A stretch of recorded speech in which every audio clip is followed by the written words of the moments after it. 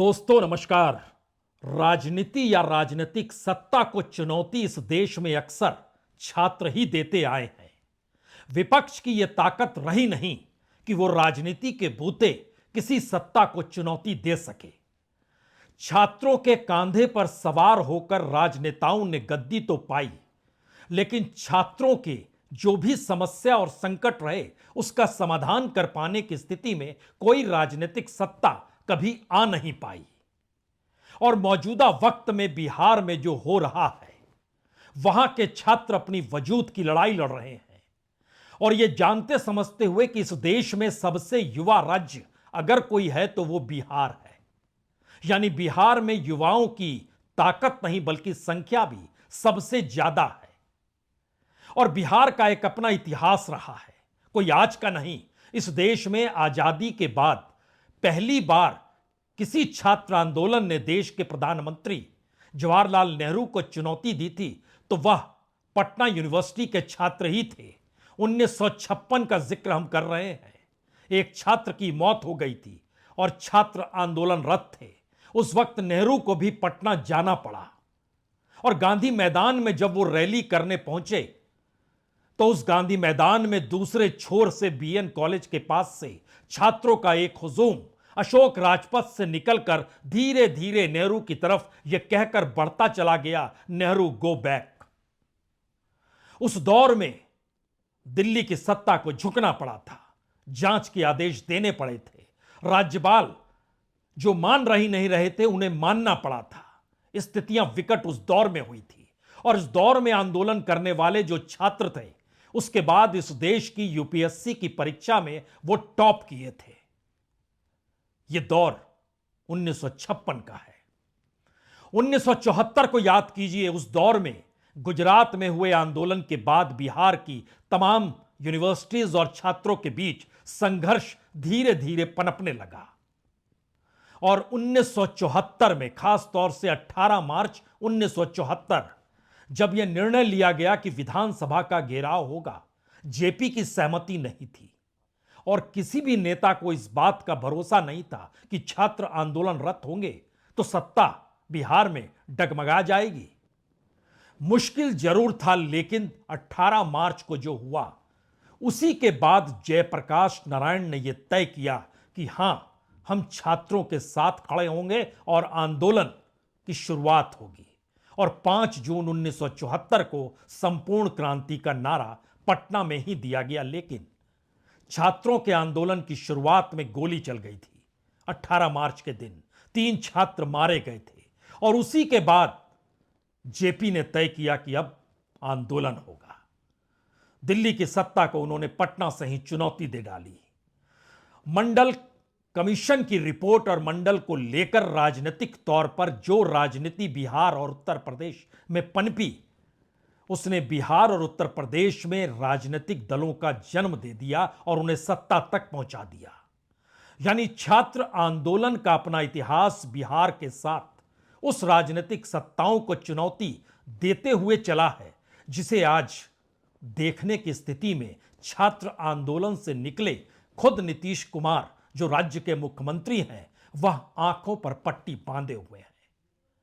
यह एक ऐसी परिस्थिति है बिहार के भीतर की जहां पर सबसे ज्यादा युवा बिहार में है, सबसे कम रोजगार बिहार में है, सबसे ज्यादा गरीबी बिहार में है, खेती पर सबसे ज्यादा लोग निर्भर बिहार में है और बिहार के छात्रों के सामने एक दो नहीं, अगर आप बिहार के एम्प्लॉयमेंट एक्सचेंज में रजिस्टर्ड बेरोजगारों की तादाद को देखेंगे तो यह संख्या तकरीबन 22 लाख की है।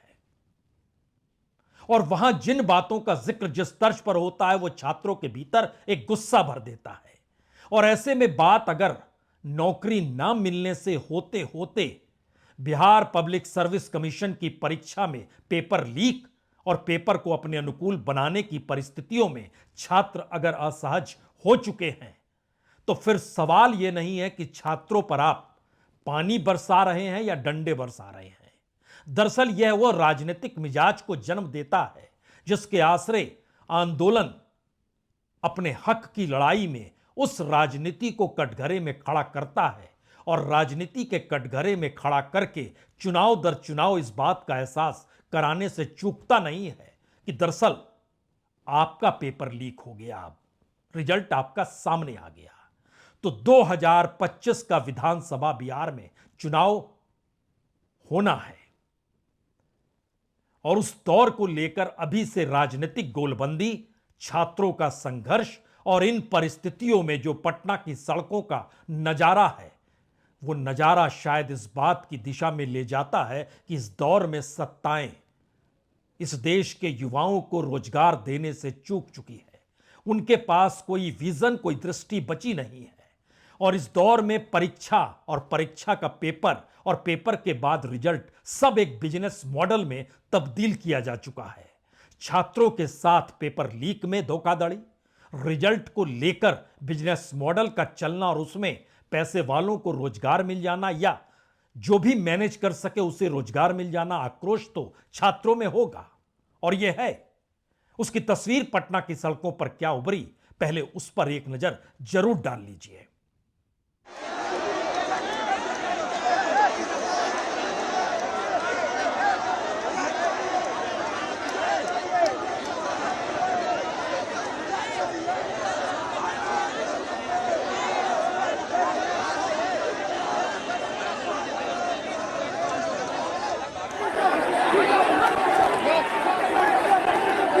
हिमांशु सब फंसे हुए हैं।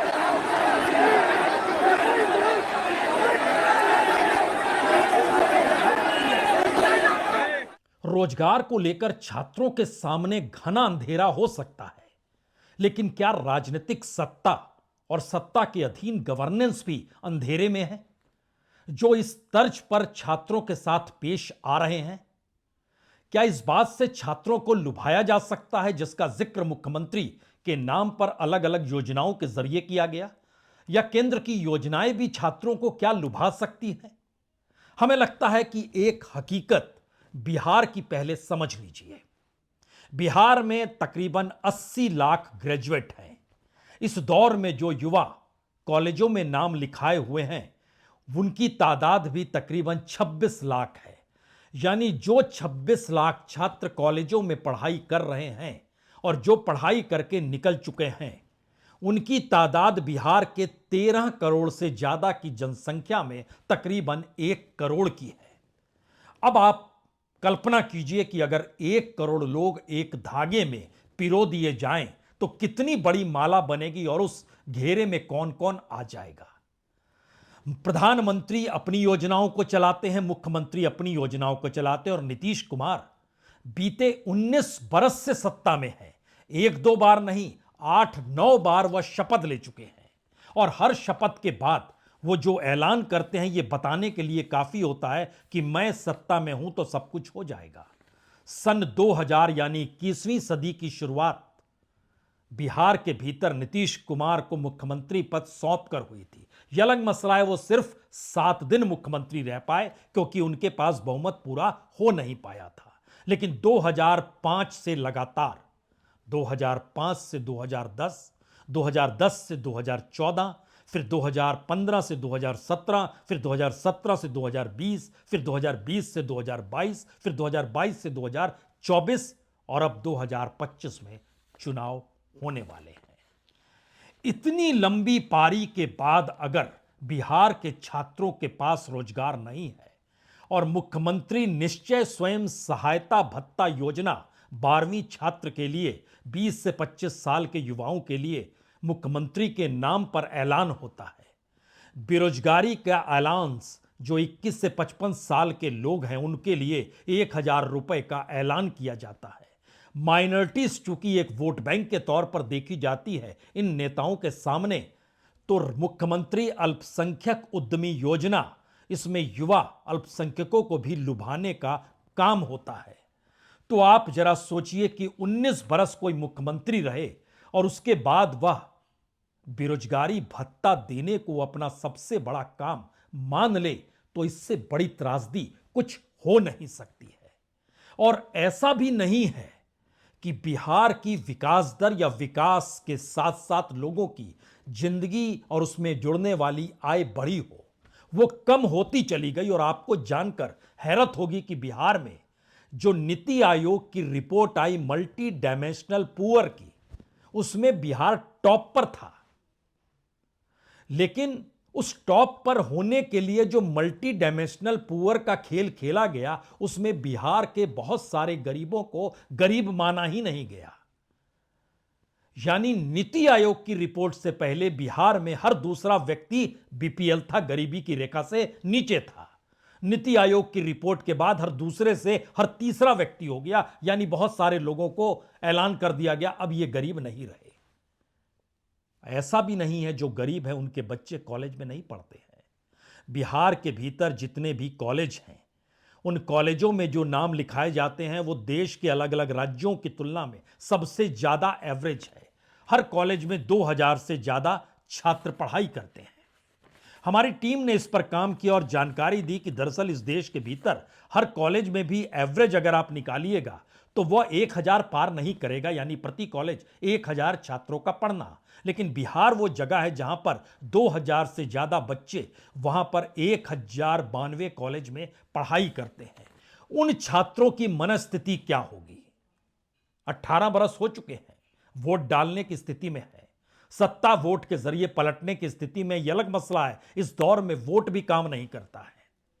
लेकिन इन सब के बीच उस बिहार ने जब आंदोलन के जरिए दिल्ली की सत्ता को डिगा डाला, पहले प्रधानमंत्री को पटना आने को मजबूर कर दिया, छात्र आंदोलन के जरिए मंडल की राजनीति के जरिए नीतीश कुमार की राजनीति हो या एक वक्त लालू यादव की राजनीति हो, ये दोनों फली फूली दोनों सत्ता तक पहुंचे। लेकिन बिहार को मिला क्या? और बिहार के हाथ अगर कंगाली के दौर में चल रहे हैं और छात्र जिस अवस्था में अलग अलग जिलों से, चाहे वो दरभंगा हो, चाहे वो पूर्णिया हो, चाहे वो सहरसा हो, अलग अलग इलाकों से जो पटना पहुंचकर आंदोलनरत है, वो अपने घरों में, अपने गांव में, अपने खेतों में वाकई स्ट्रीट लाइट के नीचे पढ़ाई करते हैं, लालटेन जलाकर पढ़ाई करते हैं, क्योंकि उनके जहन में एक सवाल है, पढ़ाई होगी तो फिर काम मिलेगा, काम मिलेगा तो फिर जिंदगी चलेगी। लेकिन सब पर ब्रेक अगर सिस्टम लगा चुका है और राजनीतिक सत्ता कुछ भी नहीं कर पा रही है, तो दूसरी हकीकत हमारी टीम ने कहा इसकी जानकारी जरूर दीजिएगा। इस दौर में बिहार में सबसे ज्यादा युवा 58% पॉपुलेशन जो है वो 25 साल तक की है, यानी बेरोजगारों की तादाद बिहार में सबसे ज्यादा है। सबसे ज्यादा युवा बिहार के भीतर है। लगभग 4,70,00,000 बच्चों की गिनती है, जो कि बच्चे गिनती मतलब बहुत साफ तौर पर होता है जो 18 बरस तक आते हैं। उसके बाद 18 से 25 बरस और 25 से 30 बरस। सही मायने में बेरोजगारों की तादाद जितनी बड़ी बिहार के भीतर है, उतनी उत्तर प्रदेश में भी नहीं है। और उन सब को अगर अपनी जिंदगी जीने का रास्ता अब निकालना है, तो क्या वो ये समझ चुके हैं कि अब लड़ाई राजनीतिक तौर पर ना हो, लेकिन राजनीतिक चुनौती देने वाली जरूर हो। इसीलिए 2025 का इम्तिहान नीतीश कुमार के लिए है और यहीं से एक सवाल राजनीतिक तौर पर निकल भी रहा है। नीतीश कुमार बीते 19-20 बरस से अगर बिहार का चेहरा है, तो अब क्या नीतीश कुमार से पल्ला झाड़ने की स्थिति में बीजेपी भी है और दूसरी तरफ आरजेडी यानी लालू यादव यानी तेजस्वी यादव यह भी है क्या?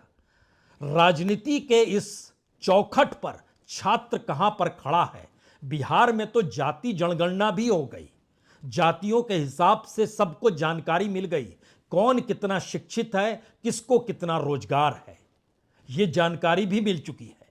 यानी ऐसी कोई चीज नहीं है जो छुपी हुई है। छुपा हुआ है तो वो सिस्टम जिसको राजनीतिक सत्ता अपने आप को सत्ता में बनाए रखने के लिए तिकड़मों के आसरे छात्रों के बीच जिन भी स्थितियों को लेकर जाती है, वो छात्रों को एकजुट नहीं कर पाती है। लेकिन पहली बार छात्र ये समझने लगे कि दरअसल इस राजनीतिक दायरे में नहीं आना है, जातिगत दायरे में नहीं आना है, जातियों के हिसाब से बढ़ते हुए वोट बैंक के दायरे में नहीं आना है। अपने हक की लड़ाई और जो किसी भी राज्य और देश के भीतर जरूरत होती है कि आने वाले वक्त में वही पीढ़ी तो राज्य की कमान संभालेगी, तो उसके हाथ में क्या है? और शायद यही वजह है कि जब पहली बार बिहार में राजनीति को लेकर खड़े हो रहे प्रशांत किशोर छात्रों के साथ पहुंचे और जब छात्रों पर लाठीचार्ज हुआ तो उस दौर में प्रशांत किशोर नहीं थे। हमें लगता है पहले लाठीचार्ज की इन तस्वीरों को जरूर देखना चाहिए।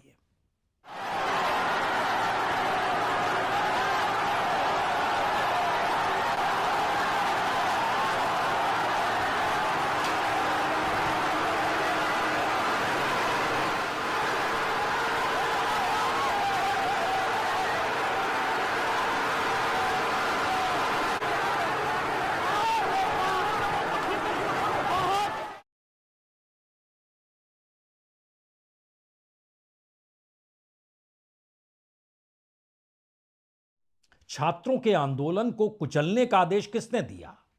पुलिस प्रशासन इतना सक्रिय कैसे हो गया? पहले छात्र विरोध कर रहे थे पटना के गांधी मैदान से ठीक पहले गर्दनी बाग में। उसके बाद वह उस गांधी मैदान में पहुंचना चाहते थे जहां से बिहार में छात्र आंदोलन की शुरुआत 1956 में भी हुई और 1974 में भी हुई। मंडल कमीशन के दौर में भी गांधी मैदान की पहचान सिर्फ राजनीतिक रैलियों की नहीं है, बिहार में छात्र आंदोलन से जुड़ी हुई है। लेकिन एक तरफ इस क्षण के लिए जरा युवाओं के और बेरोजगारों के दर्द को समझिए। बिहार में तकरीबन 22 लाख छात्र जिन्होंने अपना नाम रजिस्टर्ड बेरोजगारी एक्सचेंज में कराया है, जिसको एम्प्लॉयमेंट एक्सचेंज कहते हैं, वहां पर आईटी से टेक्सटाइल तक, कंस्ट्रक्शन से ऑटोमोबाइल तक, फार्मा सेक्टर से लेकर यूनिवर्सिटी तक तमाम जगहों पर नौकरी के वादे होते हैं। लेकिन बीते 19 बरस में कितनों को नौकरी मिली? बीते 19 बरस में क्या कोई इंडस्ट्री बिहार में आ पाई? बीते 19 बरस में क्या बिहार के छात्र जो पढ़ाई के लिए देश के दूसरे दूसरे हिस्सों में चलते चले गए, उसमें खास तौर से दिल्ली एक महत्वपूर्ण अड्डे के तौर पर रहा, और जो मिल पाया, जिसे मिल पाया, जिसके पास जितनी ताकत थी, उस लिहाज से उसने पढ़ाई के क्षेत्र में ही, वो चाहे दिल्ली आकर पढ़ रहा हो, चाहे चेन्नई या बेंगलोर जा रहा हो, चाहे वह विदेश के किसी हिस्से में जा रहा हो, ध्यान उसका शिक्षा पर रहा। लेकिन इन सब के बावजूद भी राजनीतिक सत्ता के सामने उसका कोई महत्व नहीं और बेरोजगारी भत्ता देकर आंख बंद कर पाने की स्थिति में सत्ता और सरकारें हैं। तो क्या यह आंदोलन राजनीतिक शक्ल इसलिए ले लेगा क्योंकि 2025 यानी अगले बरस, पूरा बरस भी नहीं बचा है, सितंबर अक्टूबर के महीने में चुनाव होंगे? तो क्या इसीलिए वहां पर युवाओं के बीच लोकप्रिय प्रशांत किशोर भी राजनीतिक तौर पर सक्रिय हुए? और जब डंडे बरस रहे थे, पानी की बौछारें छोड़ी जा रही थी, उस दौर में प्रशांत किशोर वहां नहीं थे। छात्रों के भीतर का गुस्सा, उनके अपने शिक्षक जहां पर वह ट्यूशन लेते हैं, जहां पर कोचिंग करते हैं, वह लोग भी छात्र आंदोलन के साथ थे, क्योंकि वह भी जानते थे कि अगर बिहार के भीतर एजुकेशन को इंडस्ट्री मान लिया गया और उस इंडस्ट्री के जरिए एक बिजनेस मॉडल काम कर रहा है, तो फिर सत्ताधारी लोगों के लोग ही नौकरी पाएंगे और वो एक पूरा कॉकस चल पड़ेगा, यानी पढ़ाई लिखाई और अच्छे छात्रों की कोई जगह नहीं बचेगी। शायद इसीलिए सब कोई सम्मिलित थे और इस दायरे में राजनीतिक दल के तौर पर प्रशांत किशोर की भी मौजूदगी थी। उन्हें सफाई देनी पड़ी, उन्हें सामने आना पड़ा। तो पहली बात मैं आपको क्लियर करना चाहता हूं, ये प्रशांत किशोर वहां से नहीं हटे हैं। प्रशांत किशोर के हटने के बाद पुलिस ने लाठी चार्ज किया है और ये गलत है, सरासर गलत है। और किसी भी हालत में जिन लोगों ने भी ये गलती करी है उनको छोड़ा नहीं जाएगा। जब तक हम हैं, पूरी ताकत से जिन लोगों ने भी छात्रों पर लाठी चलाई है उनको छोड़ा नहीं जाएगा। आंदोलन नीचे अब होने वाला नहीं है। असल में प्रशांत किशोर भी सफाई दे रहे हैं तो वजह राजनीतिक कह सकते हैं, क्योंकि छात्र आंदोलन अगर राजनीति के भीतर घुस गया तो फिर बिहार की राजनीतिक परिस्थितियां झटके में बदल जाएगी, इससे कोई इनकार कर नहीं सकता है। और दूसरा सवाल यह है कि छात्रों के पीछे जो परिवार बिहार में रह रहे हैं वो किसान परिवार हैं, क्योंकि 80% लोग खेती पर निर्भर हैं। कोई दूसरा रोजगार बिहार में है नहीं। बिहार के तमाम लोगों की जड़ें, जो कॉलेजों में पढ़ते हैं, जो युवा तबका है, उनकी जड़ें अभी भी खेत खलियान से है। और बिहार की हकीकत क्या है? देश के भीतर किसानों की जो आय है उसमें सबसे ज्यादा आय पंजाब और हरियाणा की है। बिहार के किसानों की आय सबसे कम है और जानकर आपको हैरत नहीं होगी कि बिहार के लगभग 32% किसान मजदूरी करने के लिए हरियाणा और पंजाब चले जाते हैं जहां उनकी कुछ कमाई हो जाए। यानी बिहार में वह छोटी जमीन के मालिक हैं लेकिन हरियाणा पंजाब में वो मजदूर हैं। और बिहार के भीतर जो प्रधानमंत्री किसान सम्मान निधि चलती है उसमें 83 लाख किसान रजिस्टर्ड हैं जिनको पैसे मिलते हैं 2000 यानी साल के 6000 रुपए। और औसतन कमाई किसानों की बिहार में 6000 है। यानी कल्पना के परे है कि अगर आप उसको एक दिन में तब्दील करने लगेंगे तो चंद रुपए हथेली में आएंगे। यहां तक कि मनरेगा का मजदूर बिहार में तकरीबन 92 लाख रजिस्टर्ड लोग हैं जिनको काम मिलता है बिहार में मनरेगा के तहत, लेकिन उनको एवरेज काम 41 दिन का मिलता है और उसमें 238 रुपए प्रतिदिन के होते हैं। यानी कुल मिलाकर 9778 रुपए 58 रुपए। तो 9758 रुपए को अगर आप 365 दिनों में बांटिएगा तो प्रतिदिन आएगा 26 रुपए 73 पैसे। अगर किसानों की आय को आप बांटिएगा तो वह आपको 20-21 रुपए आएगा प्रतिदिन के। अब आप कल्पना कीजिए कि किस स्थिति में, और उसमें किसान सम्मान निधि, हो सकता है शहरी मिजाज के लोगों को यह लगता हो कि प्रधानमंत्री के तहत जो साल में 6000 रुपए दिए जाते हैं वो कितने कम है, लेकिन हकीकत यह है कि बिहार की अपनी माली हालत इतनी खस्ता है कि 6000 क्या 1000 रुपए भी एक बड़े ऑक्सीजन के तौर पर काम करता है। उस परिवेश में क्या छात्र बिहार की सामाजिक आर्थिक परिस्थितियों को देख पाएगा, राजनीतिक सिस्टम को समझ पाएगा? यह सवाल इस दौर में सबसे बड़ा है। मसला यह नहीं है कि दरअसल मुख्य सचिव बातचीत के लिए तैयार हो जाएं और मुख्य सचिव कहें ठीक है बीपीएससी की परीक्षा है, हम एक ही बार पेपर लेंगे, पुराना पेपर कैंसिल कर रहे हैं। मुश्किल उसके बाद की स्थिति है, क्योंकि एक पूरा सिस्टम जब बिजनेस मॉडल के तहत राजनीतिक तौर पर चल रहा हो तो उसमें सेंध कौन लगाए? मुख्य सचिव तो एक प्यादा भर है। निर्णय तो राज्य के मुखिया यानी नीतीश कुमार को लेना होगा राजनीतिक तौर पर, और राजनीतिक तौर पर निर्णय ले पाने की स्थिति में वह भी इसलिए नहीं है क्योंकि उनका भी हो सकता है एक अपना बिजनेस मॉडल इस दौर में काम कर रहा हो, जो पेपर लीक से लेकर पेपर बनाने तक और रिजल्ट देने से लेकर इंटरव्यू बोर्ड में किसे रखना इसको लेकर एक पूरा नेक्सस काम कर रहा हो अगर, तो फिर उस राज्य के भीतर युवाओं के भीतर के गुस्से को समझेगा कौन? सवाल यह नहीं कि आपने वाटर कैनन यानी पानी की बौछारें डाल दी, पुलिस उसके बाद लाठियां भांजने लगी और नेता कहने लगे अच्छा डीएसपी ने मारा है, एसपी ने मारा है, कलेक्टर कौन है, मुझे छोड़ेंगे नहीं। कहने से काम नहीं चलेगा। यह एक ऐसे चक्रव्यूह में फंसा हुआ बिहार है जिसकी अपनी माली हालत राजनीतिक तौर पर उस दरिद्रगी के साथ टिकी हुई है जहां वो खुद अपने बूते भी खड़ा नहीं हो सकता है। यह हकीकत नीतीश कुमार की भी है। वो चेहरा जरूर है लेकिन वह इतनी बहुमत के साथ आ नहीं सकते हैं। दूसरी तरफ हर पॉलिटिकल पार्टी को सत्ता चाहिए तो उस चेहरे के आसरे सत्ता की ताकत वो अपने साथ रखकर मलाई खाता है। लेकिन इन सब के बीच रोजगार कहां है? और रोजगार किन्हें मिला? अपनों को मिला। अब तो और चीजें सामने आ चुकी हैं जिसका जिक्र हमने किया। बिहार में जाति जनगणना हो चुकी है। राजनीतिक तौर पर बिहार तो जाति की राजनीति के तहत भी बहुत ज्यादा सक्रिय है और उससे हटकर वो कुछ देख नहीं पा रहा है। लेकिन छात्रों के इस हुजूम में आपने नहीं सुना कि कौन जनरल कैटेगरी का है, कौन ओबीसी है, कौन एसटी है, कौन एससी है। कोई नहीं सुन रहा है क्योंकि सभी का दर्द एक ही है। पहली बार वह सिस्टम कोलैप्स है जिस सिस्टम के तहत किसी भी राज्य को आगे बढ़ने के लिए एक विजन चाहिए होता है, एक बेसिक इंफ्रास्ट्रक्चर चाहिए होता है, और वो सारी चीजें इस दौर में गायब हो चली हैं। आप कह सकते हैं 2025 का नीतीश कुमार का इम्तिहान नीतीश कुमार पर भारी पड़ने वाला है। लेकिन अगला सवाल तो यह भी है, उसी नीतीश कुमार के पीछे लालू यादव की टीम भी रही, उसी नीतीश कुमार के पीछे नरेंद्र मोदी की टीम भी रही, यानी कभी बीजेपी का समर्थन, कभी आरजेडी का समर्थन। और इससे हटकर कोई चौथा रास्ता जो प्रशांत किशोर निकालना चाह रहे हैं, वह भी इस कटघरे में छात्र आंदोलन के बीच इस तर्ज पर फंस गए कि वह भी उस विजन को दे पाने की स्थिति में नहीं आ पाए जहां पर यह बताया जाए कि छात्रों के आंदोलन के जरिए अगर राजनीतिक तौर तरीके बदलने हैं, पूरे परसेप्शन बदलने हैं, तो फिर आंदोलन उसी दिशा में जाएगा। यह संभव नहीं है कि आंदोलन के जरिए हथेलियों पर चंद सिक्के रखकर सत्ता मुस्कुराते हुए निकल जाए। शायद बिहार उस स्थिति को पार कर चुका है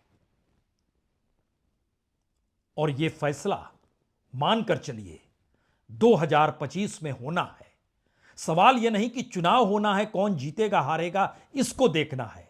दरअसल बिहार के भीतर राजनीति की भी नई कोपलें फूट रही हैं।